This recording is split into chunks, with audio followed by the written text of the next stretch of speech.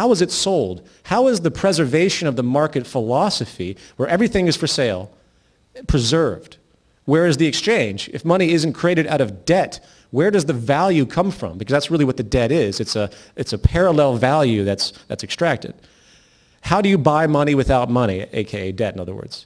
I hear tons of people talk about this stuff, about a system not based on debt and interest, and it's no surprise that they won't tell you what their solution is, because I've yet to see any solution that actually makes sense within the market system, preserving what the ethos of the market system actually is, the free market. It seems that the debt itself is the value and interest is the gain, the profit. Just like a table you buy has value and the markup of the seller gives you the profit. So I have absolutely no idea how that could work when people bring these things up to me. It's structurally flawed. So those that want to figure out other ways to do it, I'm open to suggestions. The only thing you really can do is debt forgiveness periodically. So you have the whole thing blow up as it's doing now. You forgive all debts and you wait, and then it blows up again, and you forgive all debts and you wait. But is that really healthy? Number 5, habitat and resource mismanagement, pollution, depletion. This goes back to our infamous cost efficiency mechanism again. Just as companies have an inherent need to cut corners to reduce costs in production, the same logic applies to how it relates to the environment which it gains its materials to sell.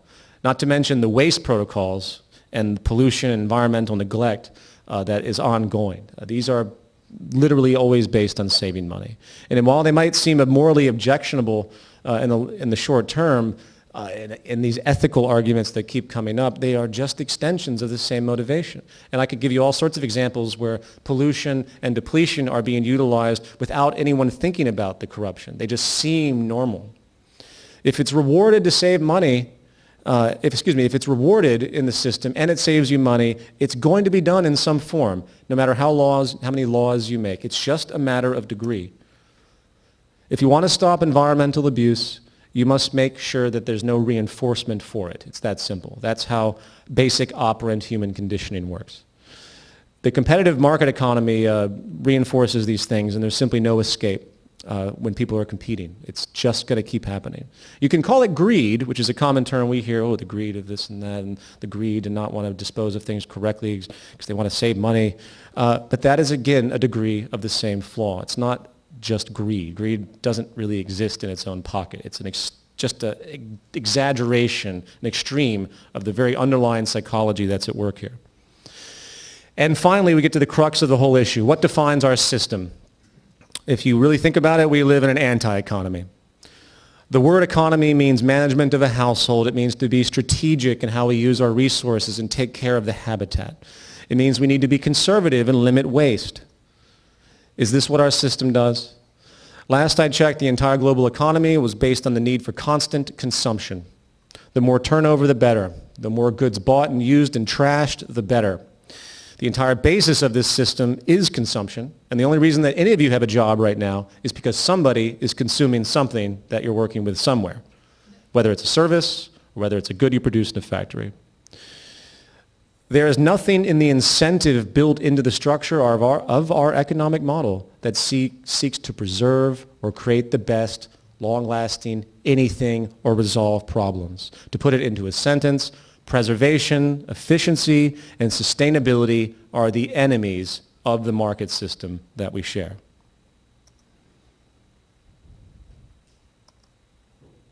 Part 3, a new train of thought. Now, I hope in the prior section, at a minimum, it left you with an understanding that the roots of our problems are not going to be resolved by the whims of political legislation or cries for corporate responsibility. The flaw is structural. The flaw is structurally creating a psychological element that is inhibiting our mentality, basically. And if we're really serious about creating true change to resolve our problems, we need to broaden our view of possibility. Again, on the broadest scale, what is an economy? Economy is about increasing efficiency at all times. It's about doing what is most technically correct, not what some company can afford in order to remain competitive in the market system or any other structural flaw that I've mentioned. The key word here is strategic. We need strategic allocation of resources and design. As derived from proven technical parameters, that assure maximum efficiency and hence sustainability. We need to monitor the earth and make sure we don't overuse or cause problems, such as imbalance or pollution. It's just common sense, and anything less is really negligence to our survival and the health of the planet, the more you think about it. And if you take this earth-conscious view, this needed to calculate society and use what knowledge has taught us about our survival at this point, a few defining features of this new system jump out. One, we have to move from a growth to a steady state economic structure. Constant growth is impossible on a finite planet. And the very idea assumes finite resources. All traditional ideologies, capitalism, socialism, even fascism and communism, none of them touch the fact that we live on a finite planet. It didn't even occur to people as these systems developed. Not to mention the labor requirement that's tied into these systems, which needs constant consumption and hence growth to maintain itself, can no longer exist as well.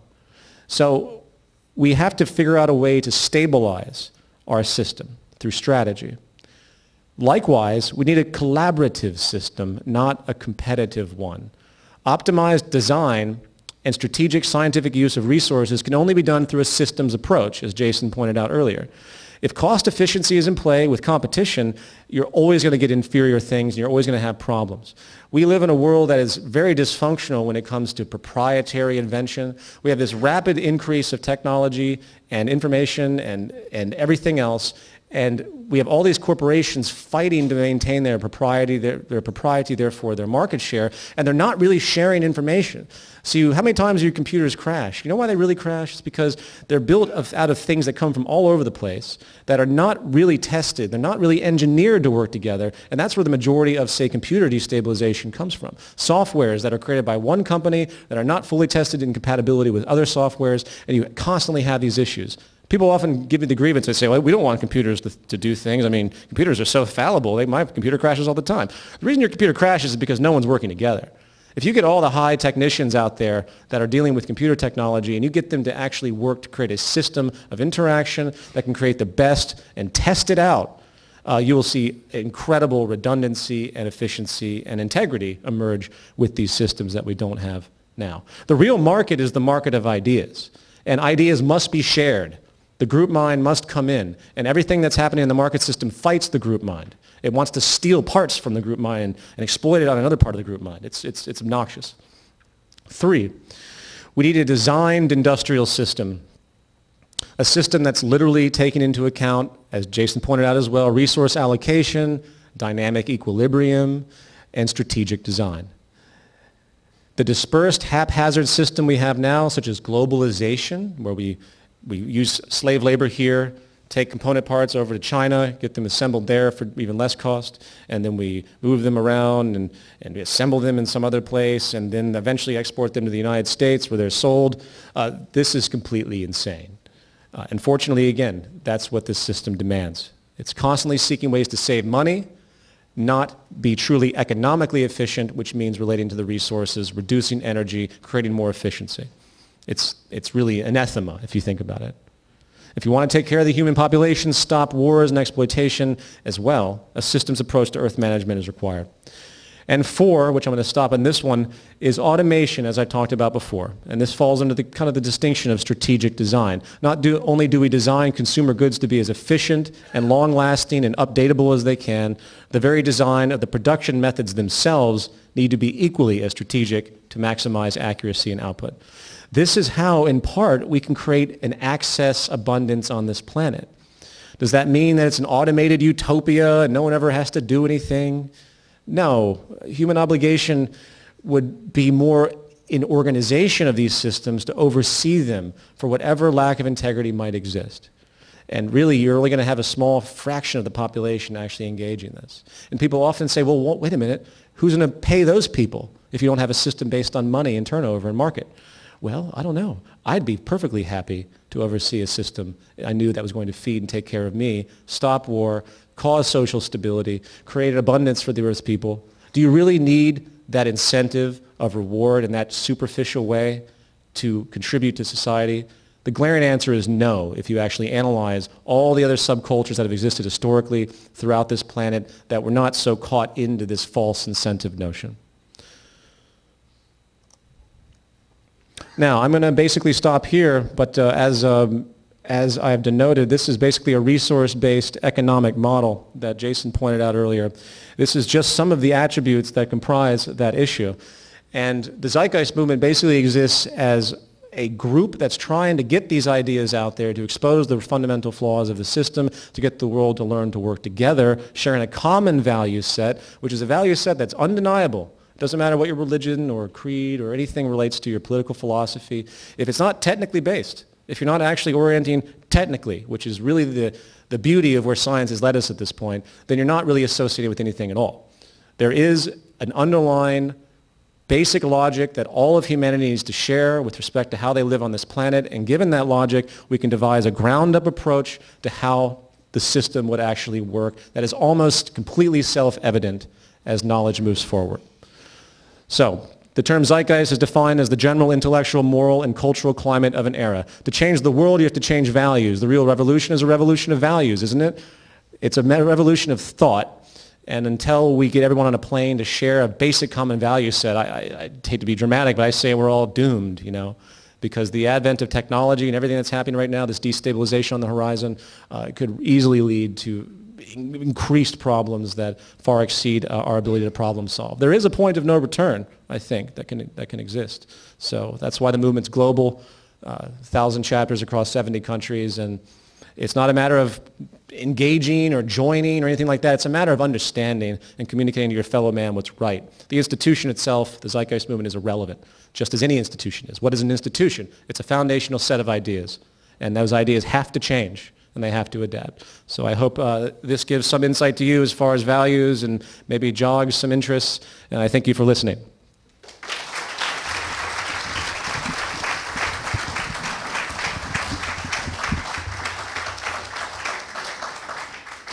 And we'll have a Q&A here in just a second.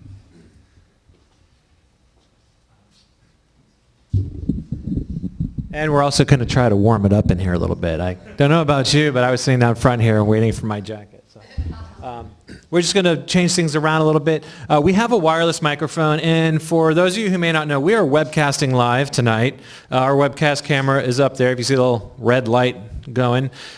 So that gives the audience watching around the world a chance to participate as well. In order for your questions to be heard, we have a wireless microphone. This is Kim. Kim's going to be our microphone moderator. I'm going to just ask a couple things up front. Please frame whatever you're going to say as a question. I know once the microphone's in front of you, the magnetism to tell a story just overwhelms some people. Refrain if you can, and just find a way to put a question mark in whatever it is you're going to say so we can actually participate with you, okay? Let's see. So we're just going to move this out of the way, and we'll, I don't know if we have chairs. We may have to stand so people in the back can see, and we'll take it from there. Just give us 1 second. Yeah. Would you like that? Okay, fine. So the way the Q&A will work, I guess, is Kim will have a wireless mic. Please make a line up here. Come up to Kim. Ask us your questions. Webcast can see you. Webcast can hear you. And it'll work. I think that'll work really well. Thanks. We'll keep this here for us.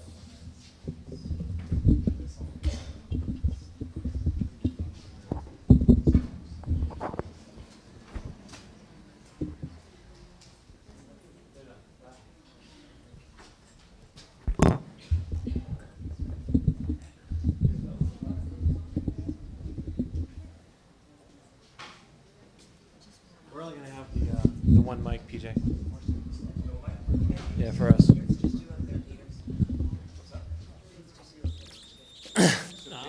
I'll be with you. I am going to sit.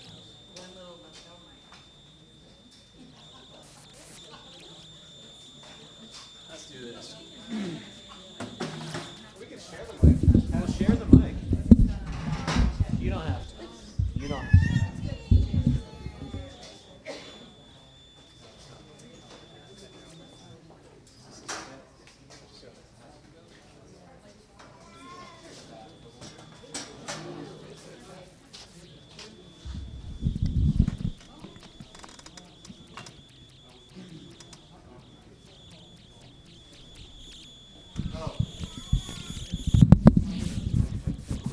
Hit mute. This needs to be off. It's only Jason. Oh, I don't know. There we go. Check, check, check. There it is. Okay, here we go. Check. Good. Probably passing it around to each other. Just to hold it now. All right. Question? Hi, I'm Bella DeSoto. Thank you so much for holding this event. Visualizing a systems approach, technical relationship. I love everything. I'm very interested about the state of our physical and mental health of the poor in this world, because they're the most maligned, they're the most incapable of having clarity of thought, and that's a depression for all of us. The physical and mental health, but then we go into automation. I want you guys to really take more time and sell me on how far will automation take me to the following: efficiency, preservation, conservation through natural law and reason. And by the way, don't worry, I am the socialist. Well, I suppose the train of thought for automation would answer all of those quality issues you denoted. If you think about what's happened as far as production since the Industrial Revolution, which was the first of massive machinery taking hold and replacing human labor. Obviously, we had agriculture, which now maybe 3% of the world's population work in, and usually that has to do with a lot of impoverished cultures that don't have the ability to automate.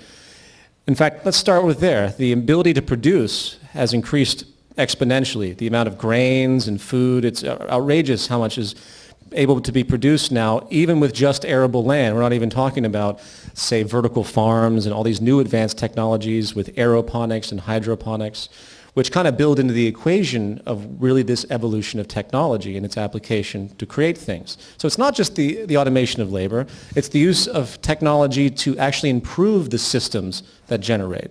So it's kind of within the same sphere, if that makes sense. So sustainability, efficiency, preservation, how can you compare with, say, a machine that doesn't need to take vacations, that doesn't need health insurance, well, that's actually irrelevant, excuse me, that's an economic issue. Well, that goes back to the cost efficiency of why we're going to be displaced by them continually. But if you think about the very stat that the more we've automated, the higher the production efficiency, higher the output has been in almost all sectors studied. It doesn't take much intuition to see that as well. You could wait in line at a bank, or you can go to an automated teller. Which would you prefer to do? The teller will work much more quickly than waiting in line. You can go to into any car factory and imagine if all those people that are there, all those people that used to be there to put this car together, which now it's 90% automated in all car factories. Just imagine going back and look at the B-roll of these factories, Ford, where everyone had to do everything manually. Outrageous amounts of safety was in decline. People got hurt constantly in those environments. The output wasn't even a fraction of what it is now because of how fast these machines can work. So efficiency, good safety, sustainability is built right into efficiency.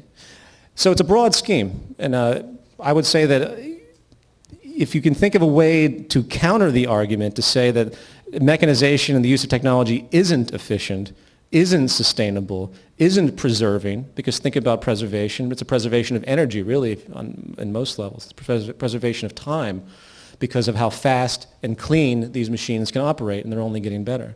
So I'd like to hear an argument against it. I'd like to connect it to your concern for mental health and well-being. I mean, if you think about it, in jobs today, in our current structure, humans are doing jobs that machines can be doing, and they're, so that's what their time is spent doing. And I would much rather have machines do the jobs of machines and humans be humans. So that's what I look forward to in the future projection of what a resource-based economy would have to offer people. Getting humanity back, getting your life back, getting relationships back. To me, that's enormously appealing. Yeah, absolutely.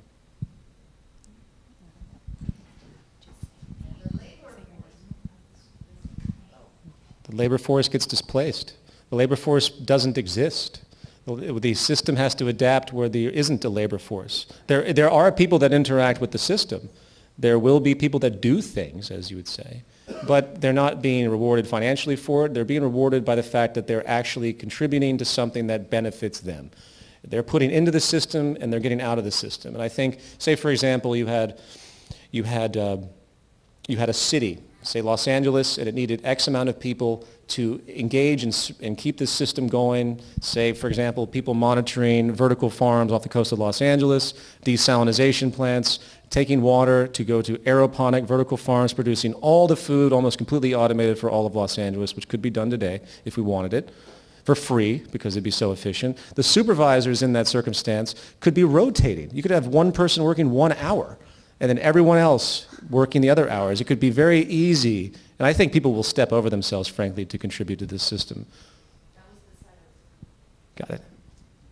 Hello, I'm Nick. I'm a junior here at USC and part of the Zeitgeist Club. I was wondering how fast we can see this implementing completely, and do you think there will be like an intermediate stage before we have all the systems approach down complete sustainability?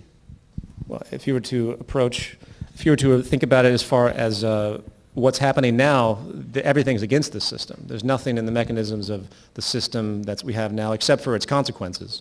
All those pressures, the unemployment, the pollution, and the destabilization that's occurring.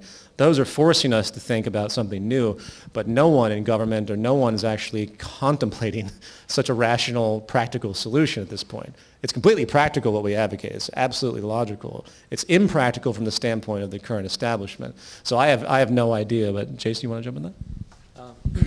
Well, there's a lot of different factors as far as like how fast could it happen. You know, if you were to ask some people who study design